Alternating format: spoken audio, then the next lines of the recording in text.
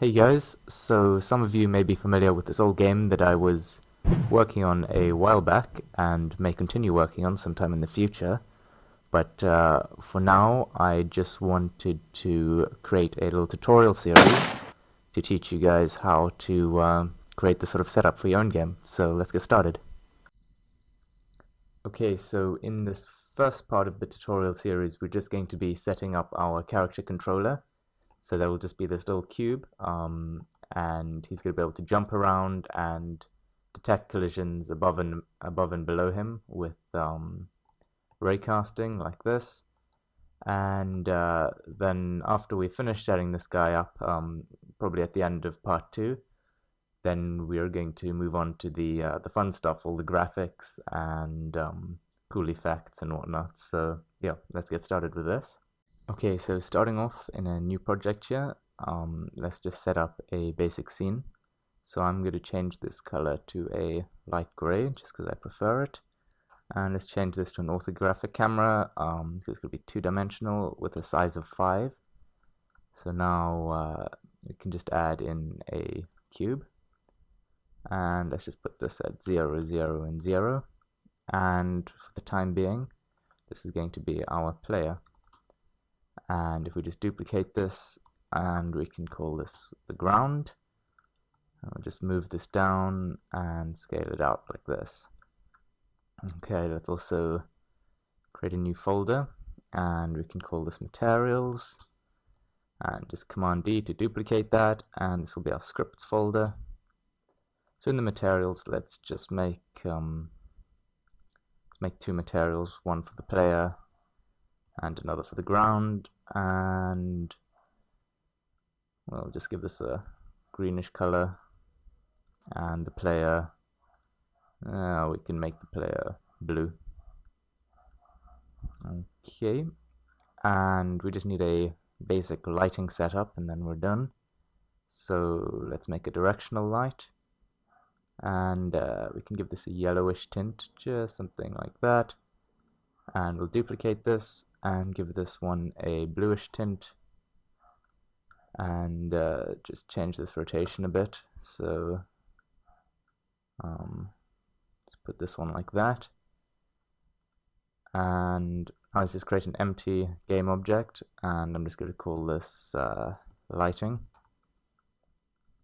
and put these two lights in there. Okay, so now we can just see what's going on a little bit better. So now with that set up, let's go into our scripts, and we're going to create two scripts. The first one is going to be called something like player controller or player input. So that's obviously just going to manage all the input and stuff for the player.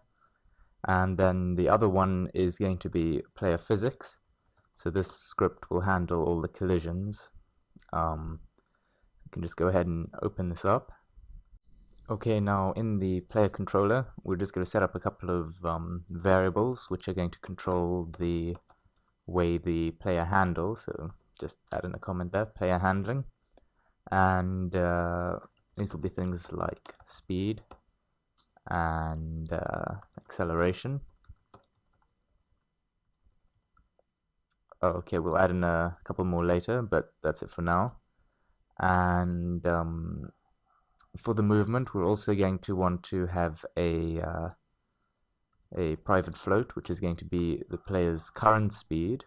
We want to be able to keep track of that, and also the target speed.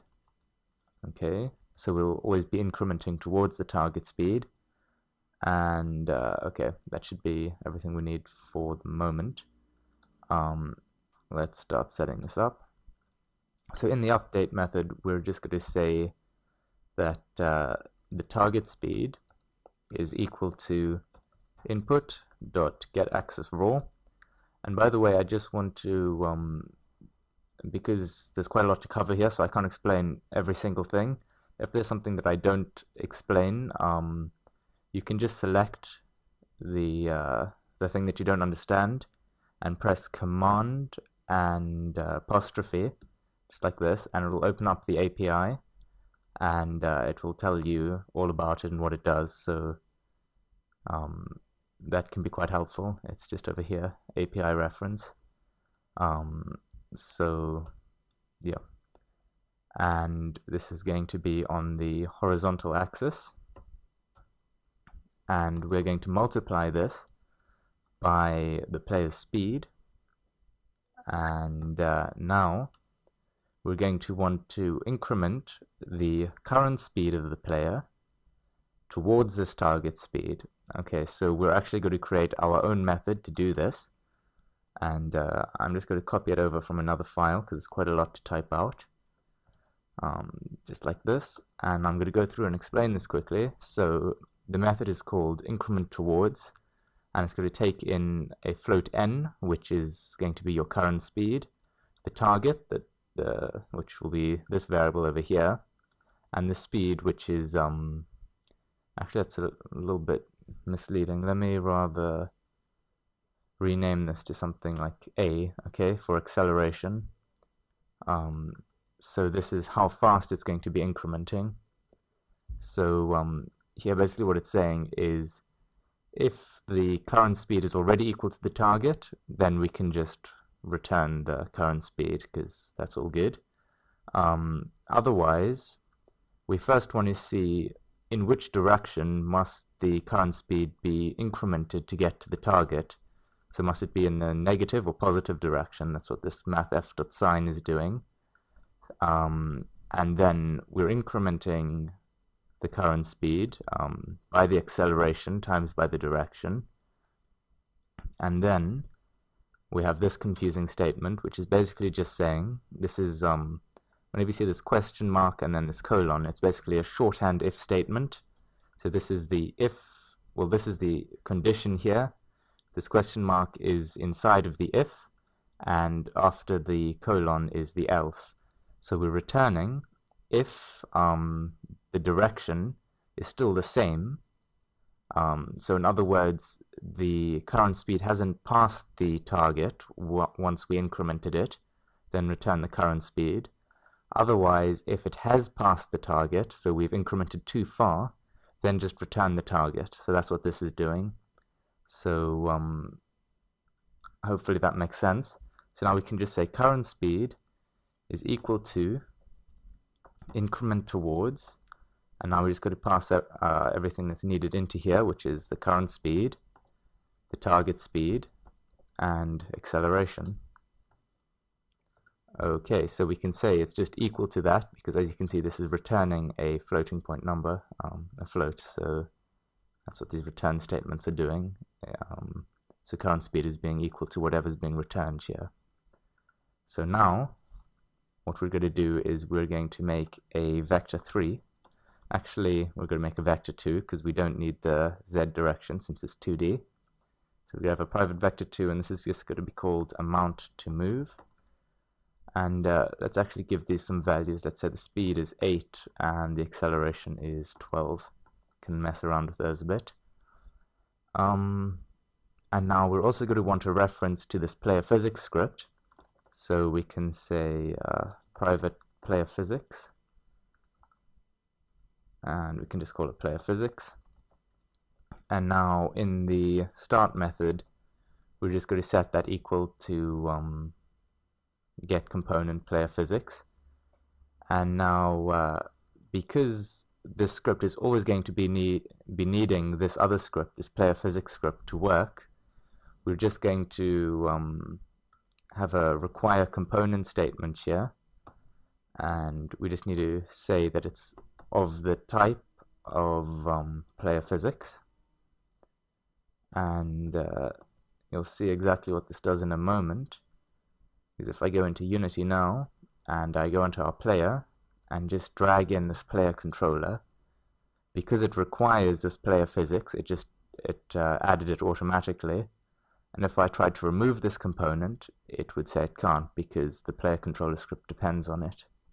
So that's just a nice thing to have. Let me just save my scene. I'll call it scene. And now what we're going to do is we're going to get into the player physics, and we are going to make a new method, the public void called move, and it's going to take in a vector 2 move amount.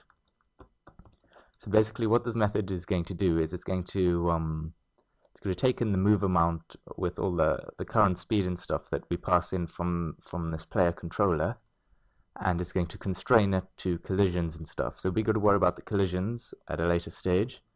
For now, let's just say transform.translate by move amount. And let's just get this working here. We can say move amount. Oh, sorry, I said amount to move. Okay, just getting mixed up with my names. Amount to move is equal to a new vector 2. And on the sideways direction, the x-axis, we want to pass in the current speed, and we'll worry about the y later. Okay, and now we can just say player physics dot move and pass in amount to move, and we actually want to multiply this by time.delta time. Okay, let's see if this is working. If we just press play, okay, we can move left and right. Great. So the next step is to stop it from floating and get some gravity and ground detection going. So we're going to go into the player controller, and let's just create a float here for our amount of gravity, and we can just set something 20. And here, let's say that the amount to move dot y is having gravity applied to it every frame. So we're subtracting gravity, and we want to multiply this by time.delta time. And we don't actually want it to be reset to 0 each time. We want it to be cumulative. So let's rather say amount to move dot x is equal to current speed. Okay, so that won't reset the y. Alright, let's just make sure that that's working as expected. If we just press play, you can see it's dropping down nicely there. Okay, so now we need to do some detection to stop it from falling through the ground. So this is going to be handled by our player physics. So what we want to do here is, first off, let's create a float and call this delta y, and we can just set this to move amount.y. Alright, and we are going to want to know where the collider of the player is at all times. So let's just let's create a private box collider, and we can just call this collider. And we want some variables for this as well, say a private vector 3 for its size, and another one for its center, or its position. And now in the start function, which I deleted, so we're going to have to create that again. We'll just say that the collider is equal to get component box collider. And then the size will now be equal to the collider.size, and same story with the center is equal to collider.center. And we're actually going to be doing a lot of calculations with these two variables, so let's just rename these to S and C respectively, just to make it a little easier to type out. And that should be good. Let's also create a vector 3 here. Actually, let's just make it a vector 2 for the player's position at all times. So we can just call that P is equal to transform.position. Okay. And it would actually be good practice in this player physics class just to have this require component thing for the box collider, since here we've got a thing that depends on the box collider. Yeah, that's looking good. So now we're going to do some ray casting downwards to check if there's any ground below us, and then we must not move downwards anymore. So the way that I want to do this is I want to cast 3 rays down. So from the bottom of this collider, I want to have one from the leftmost side, one from the center, and one from the rightmost side going down. So we're going to have a for loop that goes 3 times. So for I equals 0, I less than 3, and I incrementing each time.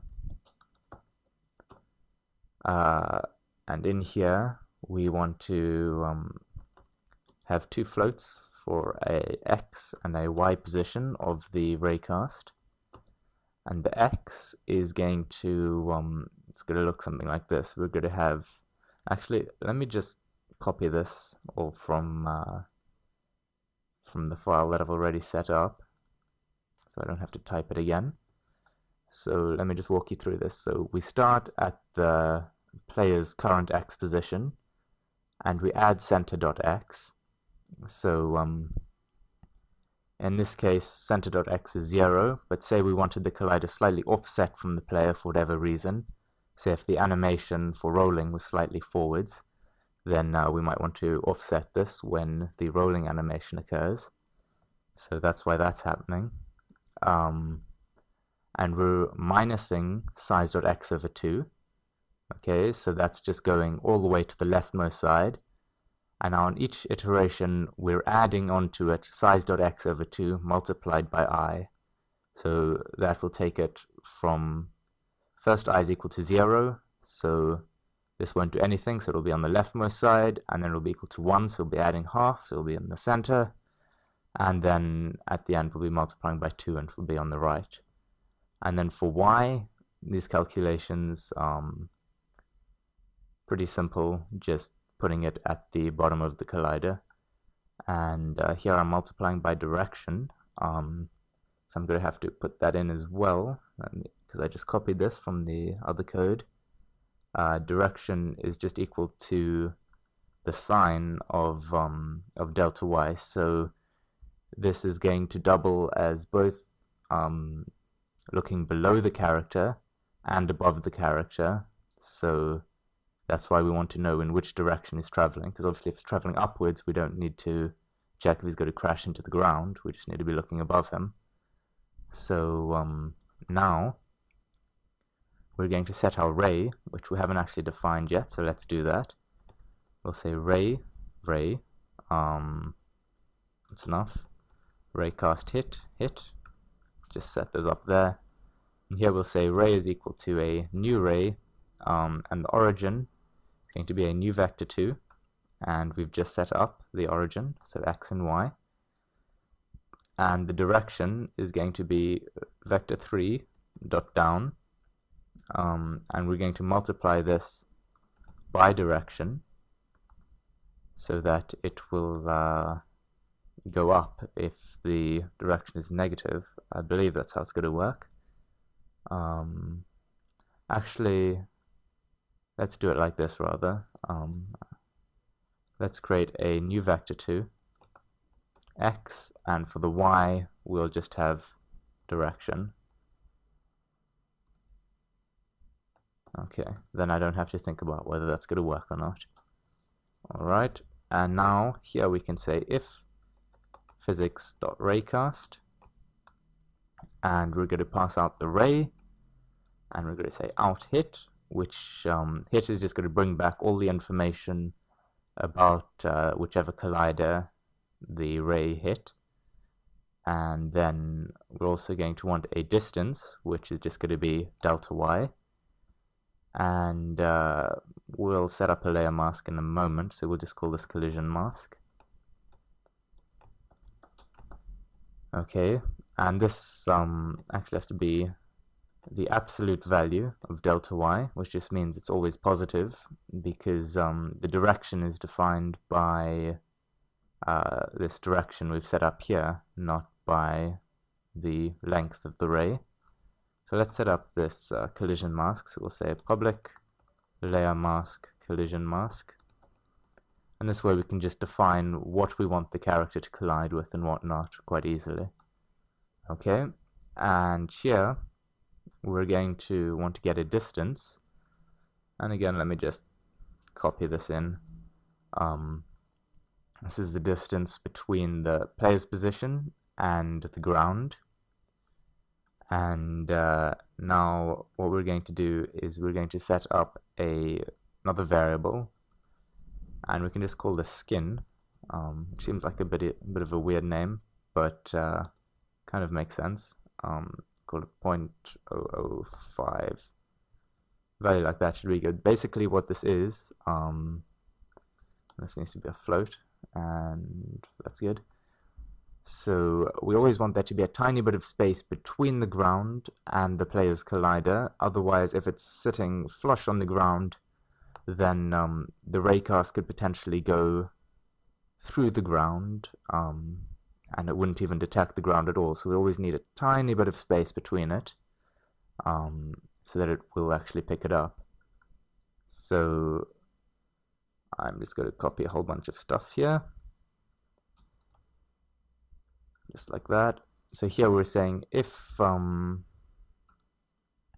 distance between the player and the ground is greater than the skin variable we've set up, then its change in position is going to be the distance, or rather the negative distance because it's going downwards, plus the skin. So that's just making sure that there's a little bit of space between them. Otherwise, if it's already within a skin's width of the ground, then we don't want it to move at all. And in that case, we want to be able to say that it's grounded. So we're going to create a public bool called grounded. And let's just hide this in the inspector because we don't want to see that. And it needs to be public because this player controller here is going to want to know when the player is actually on the ground, because, for example, you might want certain actions to only be available when they're on the ground. So here we can just say grounded equals true. Okay, and we can also break, which just means that if the raycast did hit the ground, then we don't need to test any more because we already know that it's hitting the ground, so it would be useless doing it another time or another 2 times. Okay, so now we just need to, instead of translating by move amount, we want to take our alterations into consideration. So we're going to create a new vector 2, and for the x, we're going to just, because we haven't done the x collisions yet, so we'll just say, let's just put this in quickly. We'll say delta x equals move amount dot x, and here we can just have delta x and delta y. Okay, so you can see this delta y variable is what we've been modifying, so that will be the modified thing. And vector 2, we can just call this final transform equal to new vector 2, and we're going to be translating by this final transform. Okay, now what are the chances that that is all gone flawlessly? Let's go to Unity and see. Do I have an error? No, I don't. Now, of course, this is not going to be working just yet, is it? Collision mask, we want to set up a new layer, which is going to be called collisions. So, I spelled that wrong. Collisions. Typing's a bit off today. We want everything that the player is going to collide with to have this collisions layer applied to it. And now on the player, we're just going to select this layer mask and we're going to choose collisions. Okay, let's see if this works. Yup, it seems to. So we were just to take this and put it up here. Actually, let's make it even higher. See, would it fall down? And yep, it hits the ground. That's perfect. And just to test that things are really working how we want them to, let's have a debug.drawRay. Okay, and the ray we're going to be drawing is the one we've created, so we'll say ray dot direction. Oh, wait, first we want its origin. Ray dot origin, and then ray dot direction. Okay, and now we should have this ray being drawn in. Okay, it looked like it might have been a little far apart there. Yeah. What is the reason for this? Did I say less than or equal to 3? Yes, I did. That was silly. Just less than 3. Okay. Now, there should only be 3 little lines. Yep, that is perfect. Okay, so the last thing we want to do before I wrap up this first part is allow for some jumping to happen. So let's open up the player controller, and in here, let's see, how do we want to do this? Let's say if player physics.grounded, so for the time being we're only going to make the player able to jump once they're touching the ground. We'll add in double jumping later if we want that. So if the player's on the ground, then what do we want to do? We want to jump. So we'll say if input dot get button down jump, and that's automatically set to the spacebar, so we don't have to set that up. And then we can say amount to move dot y is equal to jump height, and jump height is another player handling variable we're going to set up. Public float jump jump height, and just set that to 12. I don't really know. I noticed the controls were a little bit slidey, so I'm going to change the acceleration all the way up to 30. And also, when the player is on the ground, we don't actually want the gravity to keep building up, because then when we try jump, all this gravity will have built up and we won't jump very high. So we want the gravity to actually reset when you're touching the ground. So we'll say amount to move dot y equals 0, and this is whenever you're on the ground. So now let's see if this is working. Okay, so we're going to fall down. Okay, it's working, but very, very weirdly. So let's see what I've done wrong. Okay, it just took me a little bit of rooting around to find out what I'd done wrong, and it was just that we set grounded to true here, so it was on the ground, and then after it had been on the ground, we were never saying that it actually ever left the ground. We're never setting this to false. So over here, the gravity was always being reset, so it just froze in the air like you saw. So what we want is just at the beginning here, we can just always say grounded is false. Okay, so we can always just assume that the player is not on the ground, because every frame we're checking if they are on the ground, they'll be set back to true if they indeed are. So now I believe this should work, and it does. That works perfectly. Okay, so let's make this slightly more interesting. Let's duplicate this and just give the player something to jump around on. And you can see it's also doing the collisions above it because of that direction thing we added in. Yeah, so you can see how it's working there with the rays. And what I mentioned before about the slidey controls, I forgot, of course, that because these are public, then if you change them in the code, they're not actually going to change because they're being controlled over here. So that's the one disadvantage to public variables, I guess. So now, well, that resets, of course. 30. Okay, now it should feel a little bit better, which it does. So that's it for part one. In part two, we're going to be looking at support for moving platforms and a bunch of other things that I'm not entirely sure of yet. If you have any questions, please feel free to leave a comment and I'll help you out as soon as I can. And yeah, that's everything. Cheers.